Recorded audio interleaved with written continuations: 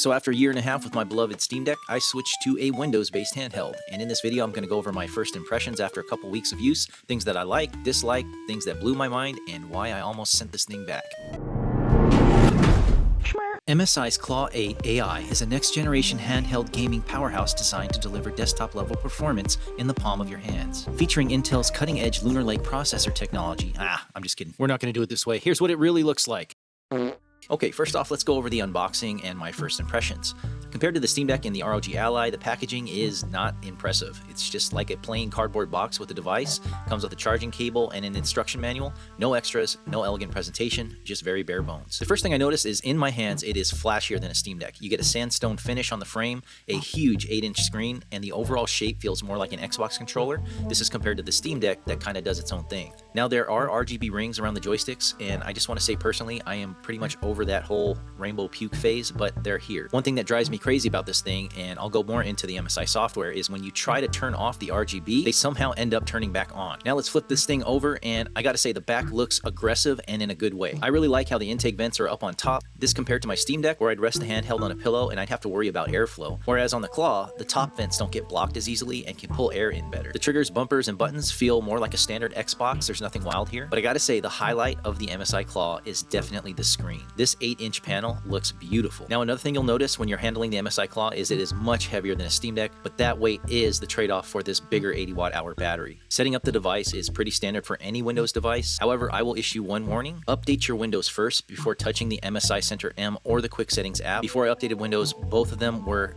extremely buggy, but once Windows and both the MSI apps were fully updated, the instability kind of calmed down, but those first few days were very rough, and I'm going to come back to this because it's important. And going further into the design and build quality, the plastic feels a little bit more elegant than some of the other handhelds, but it doesn't feel rugged. Honestly, holding this thing, it kind of feels more fragile than the others. Like, I drop a Steam Deck or a Switch from a reasonable height and not panic, but because of the Claw's size, weight, and the plastic feel, it makes me kind of more cautious when I'm holding it. Like I said before, the layout is very Xbox-like and familiar. The analog triggers register how hard you press and feel solid. There are dedicated buttons for the MSI Center M and the Quick Settings, plus 2 more that act like start and select buttons. Kind of strangely, but after a week, I noticed something very weird. The MSI Center button looks upside down, kind of like a W, which just feels awkward. Like, was this a mistake or did they purposefully do this? The unit has 2 rear buttons labeled M1 and M2. Initially, these are supposed to function as the mouse 1 and mouse 2 buttons, and I just want to say that these 2 buttons almost made me return the device. Not because of the hardware itself, but because of the software. More on this later. It's complicated. Another extreme disappointment for me was the joystick tension. The joystick tension on the MSI Claw is extremely light.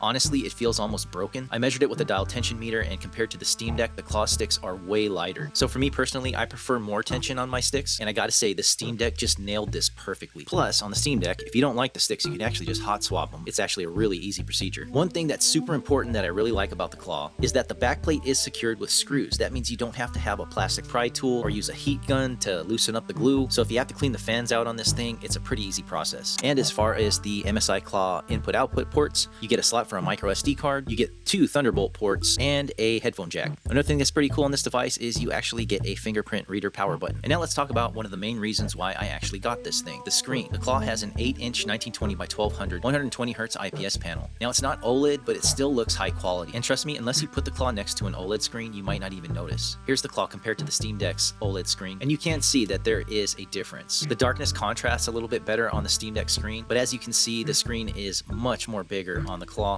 And coming from the Steam Deck's 1280 by 800 screen, the Claw's full HD resolution is noticeable and it's appreciated. One thing that blew my mind about the Claw in a good way is the speakers. The speakers fire forward and sound ridiculously good for a handheld.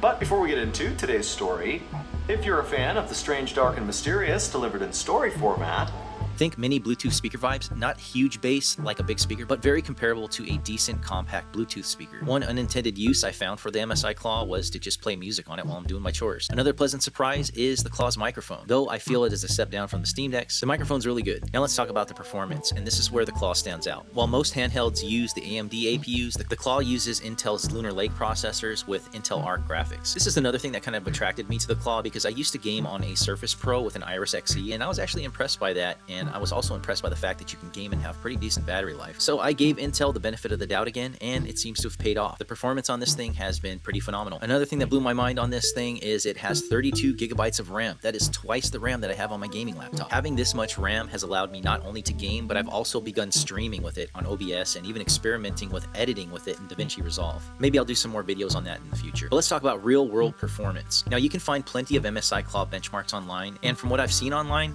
the performance on my Claw pretty much lines up with what I expected. Modern AAA games can be played at reasonable settings and sit around 50 to 60 FPS. That is with Intel's XeSS and AI settings activated. For example, I can play The Witcher 3 at 1080p in high settings while streaming, and I'll still get right around 60 frames a second. And I was skeptical, but yes, I was able to play Cyberpunk using Intel XeSS at medium settings, and I was able to get 60 frames a second in most areas. Regarding thermals and noise, nothing crazy here. It doesn't fall on its face under load, and the fan noise is reasonable. And on to the next part of this machine that blew my mind. Let's talk about the battery life. So the Claw packs an 80 watt-hour battery. This is one of the biggest in the realm of the handhelds, and it's on par with the Ally X. And from my experience gaming on Intel laptops, I kind of feel Intel seems to squeeze power out well more than AMD, and that tracks well here. Playing AAA games and kind of stressing the system, I was able to get between 2.5 hours and 3 hours of game time before it completely depletes the battery. Turning on the Claw's AI mode stretched it out maybe an hour more. Turning on the Claw's efficiency mode just tanked the performance for me. The frame rates are not playable, and it triggered quick menu and MSI Center M weirdness where things froze and I had to reboot a couple times. But for older and lighter titles like Fallout New Vegas or Stardew Valley, I barely got the battery below 50%,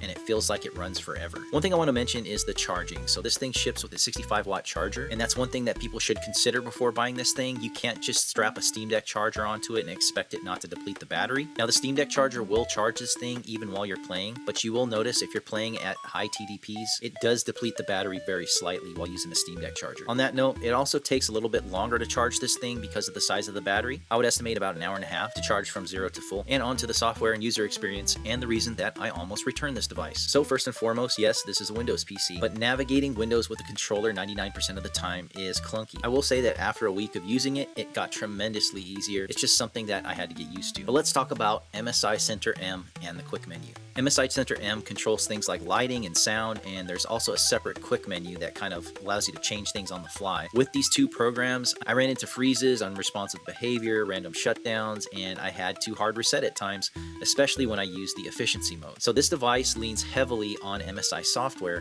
and when it misbehaves, the whole experience of using this device collapses. Specifically, the quick menu would sometimes not open, or it would freeze, stutter, or lag, or refuse to toggle features on or off, or it would refuse to close. And then there was the back button saga. So one of the reasons I love the Steam Deck is because it has 4 back buttons similar to an Xbox Elite controller. Now on the Claw, there's only 2 buttons in the back, the M1 and M2 buttons, which is fine, but when I initially got the Claw, you could not hotkey these buttons. You could only use them as the mouse 1 and mouse 2 buttons. The MSI Center M software would not let you change anything. You could not remap any of the keys, and you were stuck with what you got. So having back buttons for me is a must. So that was pretty much a deal breaker for me, especially for when I play first-person shooters. So what I did was I tried to uninstall MSI Center M and use a third-party app called Handheld Companion. Now, although people rave about Handheld Companion, I think it conflicted with like lingering MSI components and I couldn't fully remove it. And unfortunately, it just didn't work right. I had an array of technical issues, which resulted in eventually the entire controller not working. I conducted a Windows reset of the Claw and it fixed it temporarily, but there were still problems. So then I set it aside for almost a week and I seriously began to consider returning it. So right before I was about to box it up and ship it back, I did a factory reset on the device and started from scratch. After a ton of research on YouTube, MSI forums, and Reddit, I was able to figure things out, but more importantly, a recent MSI Center M update landed that made things more stable and finally let me hotkey the back buttons properly. And this is something I want to highlight. It took MSI almost a year after launch to fix issues that made the device miserable to use. I mean, it's better now, but that timeline worries me. It kind of seems like MSI is not really committed to maintaining and improving the software that comes with the Claw. I will say, however, that ever since I downloaded the update, it has been much better. Although it's still buggy, it still slows down and freezes up at times. It's much less, and I am able to play games without very many issues now. Okay, so for as long as I've had the Claw, I want to outline what I feel are the pros and cons of this device. Let's go with the pros. Coming from a Steam Deck, this device is much more powerful. AAA gaming actually feels doable on this thing. Another pro is that 8-inch full HD screen, and the increased screen size is perfect for my not so young eyes. Also, I really like the battery life. If you're playing playing older or less graphically intensive games, you're going to be able to game on this thing for hours and not worry about the battery. I also like the speakers. They are shockingly good, and I like how they face forward. I also like how they included 2 USB-C Thunderbolt ports, and I'm really curious to see how this thing works with an eGPU setup. I also appreciate the screwed back plate. It's easier to clean and gives you access to the fans without having to pry things off. I also like that it's quiet, and I like how the top-mounted fans mean that I can rest it on a pillow without worrying about airflow. Another thing that has to be said is this thing is unique. I rarely see anyone with the MSI Claw, probably because the first iteration of it was such a disaster. And on to the cons. First up, the $900 price.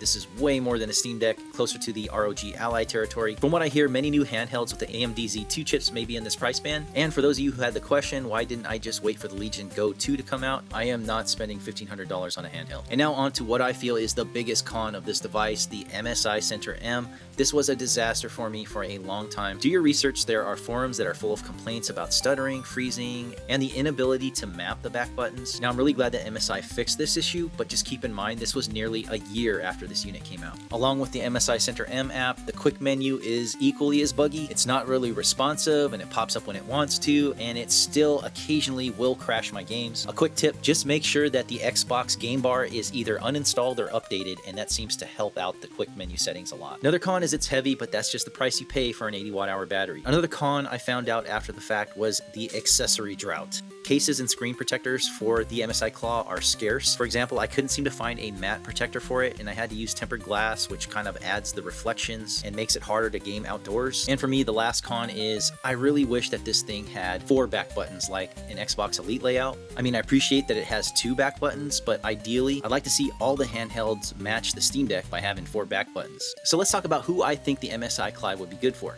So if you mostly play Steam games and don't need a lot of mods or add-ons, get a Steam Deck or another SteamOS handheld. Another important note is because the Claw is Intel, it doesn't work with SteamOS. I particularly recommend the Steam Deck OLED. I used the Steam Deck OLED for about a year and a half, and that has been one of my favorite gaming systems of all time. If I didn't play games that needed add-ons and mods, I would have never moved away from the Steam Deck. But if you're pretty deep into mods and add-ons, or if you play games outside of Steam, like on Xbox Live, GOG Galaxy, or Epic Gaming, or if you want to stream from OBS to Twitch or YouTube, the Claw makes much more sense. It's basically a Windows PC built into a controller, and I will tell you from experience, I've just started doing this, but OBS integrates beautifully with it on Windows. So what's my final verdict on this device? Do I regret buying the MSI Claw? Well, not anymore. With the recent MSI software updates, it's smoother and I can finally hotkey the back buttons, which is all that I needed. I'm actually enjoying it now. Now here's the complicated part. Do I recommend it to most people?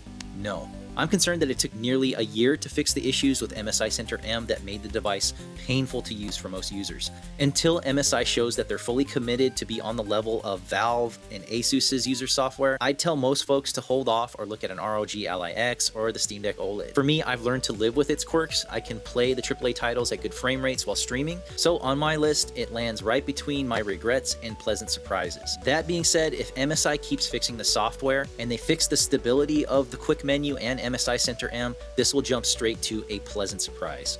But that's my review of the MSI Claw 8 AI. More videos to come on this, guys. I eventually want to compare my experience with the Claw 8 to my time with the Steam Deck because there are definitely things to be mentioned. Other than that, you survived another one. See you next time.